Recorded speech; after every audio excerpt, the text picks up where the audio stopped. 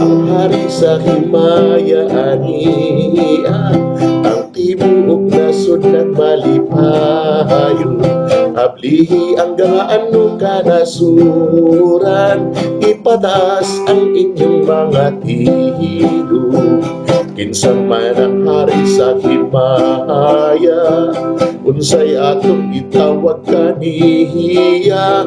Emmanuel ang iyang ngalan, ang gisaad sa mga katuigan, ang hari sa himaya ania, ang tibuok nasud nagmalipayon. Ablihi ang gaano kanasuran, ipataas ang inyong mga tigo. Atong awitan ng anak ni David, atong manunubos og igsoon sa timog Galilea.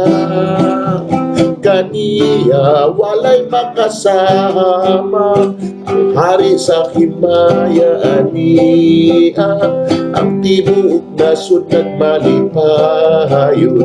Ablihi ang gaano kanasuran, ipataas ang inyong mga tigo.